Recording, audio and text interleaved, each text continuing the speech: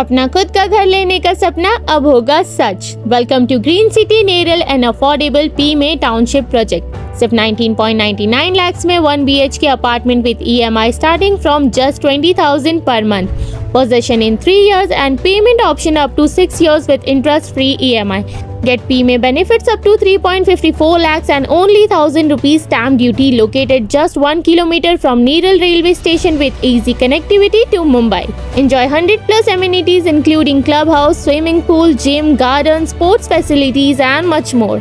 A complete township spread across 17.5 acres with schools, shopping and daily convenience nearby. Book your dream home today at Green City पहला घर Neral. Green City Neral, आपके सपनों का पहला घर। सभी नागरिकों को भारत सरकार का बनाया जा रहा है गुलाम। बीजेपी सरकार मुर्दाबाद, अमित शाह मुर्दाबाद के नारे क्यों नहीं लगाए जा सकते? मुंबई हाईकोर्ट ने मुंबई पुलिस से पूछे तीखे सवाल। किस जज ने और क्यों पूछे तीखे सवाल? जानिए क्या है पूरा मामला।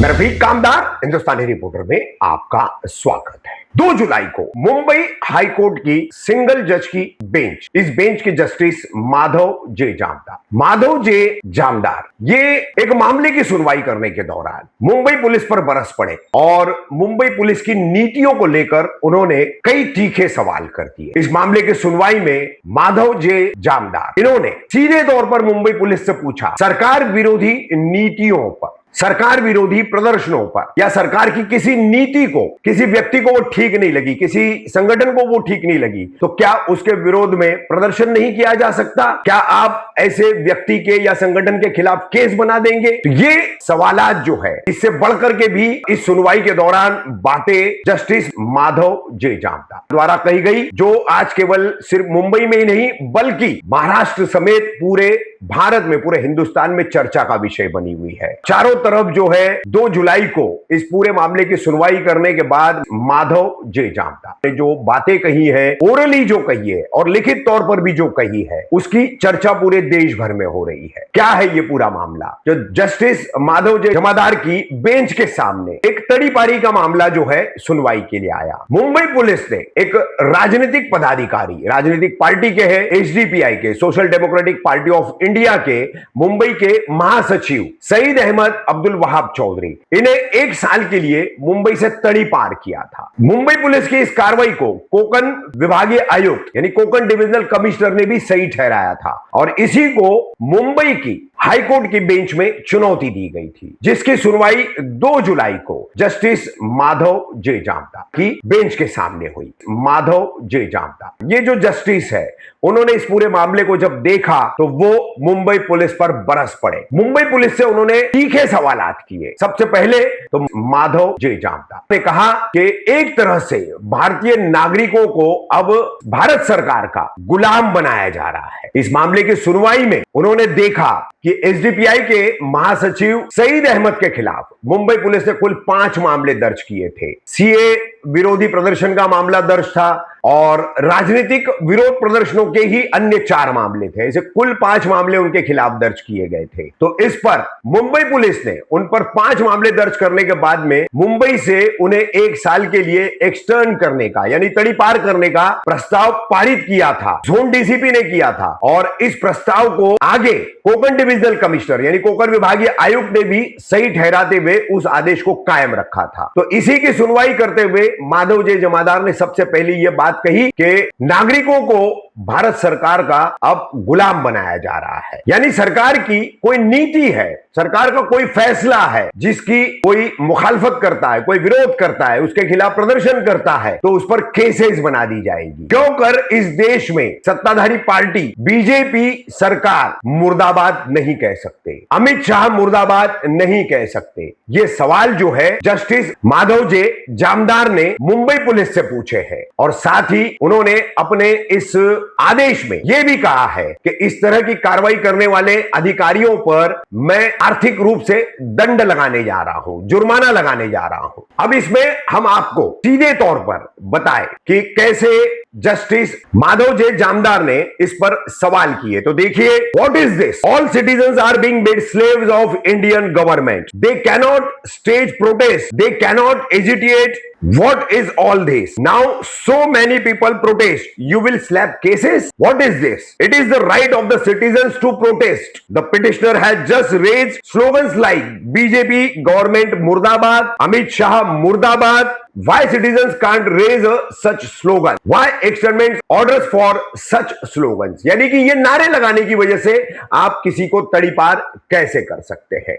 तो ये सवालात जो है मुंबई पुलिस की इस एक्शनमेंट की कार्रवाई पर, तड़ीपारी की कार्रवाई पर जस्टिस माधव जे जामदार ने खड़े किए हैं। साथ ही उन्होंने ये भी कहा है, police isn't the servants of the chief minister or the prime minister, they are public servant। यानी कि पुलिस किसी मुख्यमंत्री या किसी प्रधानमंत्री की नौकर नहीं है, बल्कि वो पब्लिक के नौकर है, पब्लिक सर्वेंट्स है। I am going to impose hefty cost on your officers, यानी मैं तुम्हारे अधिकारियों पर बड़ा आर्थिक जुर्माना लगाने जा रहा हूं। 5 केसेस के बदले सईद अहमद की तड़ीपारी मुंबई पुलिस द्वारा की जा रही है और अब उसका ये मामला हाईकोर्ट पहुंचा। तो 2 जुलाई की सुनवाई में जस्टिस माधव जे जामदार ने ये तमाम चीजें कही है। इतना ही नहीं, आगे बढ़कर के उन्होंने महाराष्ट्र में सत्ता का जो खेल, हॉर्स ट्रेडिंग जिसे आमतौर पर कहा जाता है, सांसदों की खरीद फरोख्त, विधायकों की खरीद फरोख्त, उस पर भी उन्होंने ओरल रिमार्क्स दिए हैं। यानी ये ऑन रिकॉर्ड नहीं है, लेकिन ओरल रिमार्क्स दिए हैं। इसमें साफ तौर पर उन्होंने कहा है,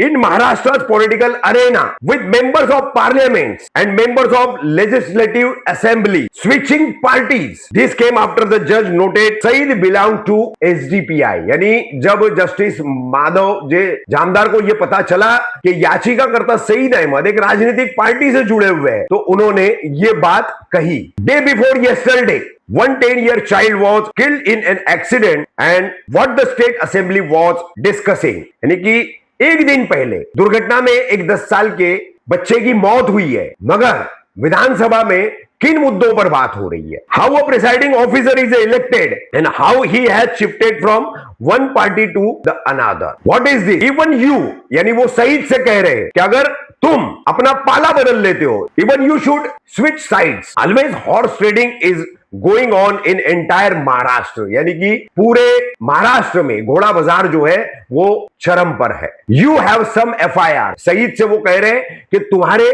खिलाफ कुछ FIR है। कंसिडरिंग स्विचिंग साइड्स, यानी कि तुम भी पाला बदलने के बारे में सोचो। There is a washing machine, यानी वहां एक धुलाई की मशीन रखी है, आप भी धुल करके उसमें से निकल सकते हो। यानी कि आज भारतीय लोकतंत्र, हिंदुस्तानी जनतंत्र कितना खतरे में है, ये न्याय व्यवस्था यानी जुडिशरी को भी पता चल रहा है। मुंबई हाईकोर्ट के जस्टिस माधव जे जामदार जो है वो साफ तौर पर इन बातों को इस एक्सटेंडमेंट की सुनवाई के दौरान, तड़ीपारी के मामले की सुनवाई के दौरान साफ तौर पर कह रहे हैं। इस पूरे मामले में जब उन्होंने आदेश दिया है सईद अहमद अब्दुल वहाब चौधरी की तड़ीपारी को गलत ठहराते हुए, उसको रद्द करते हुए, मुंबई पुलिस के अधिकारियों पर जुर्माना लगाने की बात करते हुए उन्होंने आगे क्या कहा है इस मामले को लेकर जिसकी सुनवाई वो कर रहे थे। The petitioner acting on his capacity has arranged morchas and dharnas against certain decision taken by the government of India. यानी याचिकाकर्ता ने उसने अपनी ताकत के मुताबिक कुछ मोर्चे और धरनों का आयोजन किया सरकार की नीतियों के खिलाफ, फैसलों के खिलाफ। That cannot be a ground for a person to be extern under the Maharashtra police act. यानी कि सिर्फ एक इतना ही आधार जो है किसी की तड़ीपारी के लिए नहीं लिया जा सकता या माना जा सकता है। The action taken is mala fide action, यानी कि ये एक्शन जो लिया गया है ये पूरी तरह से कानूनी तरीके से शुद्ध नहीं है, इसमें गलत नीयत से ये एक्शन लिया गया है, ये कार्रवाई की गई है। Accordingly writ is dispose of with the quashing of the extendment order. यानी हम ये याचिका जो है यहां पर इसको डिस्पोज कर रहे हैं, इसको खत्म कर रहे हैं और एक्सटेंडमेंट ऑर्डर जो उनके खिलाफ किया गया है उसको क्वॉशिंग कर रहे हैं, उसको निरस्त कर रहे हैं। As per the articles 19 and 21 of the Constitution of India, not only citizens have the freedom of express their opinion but also to live with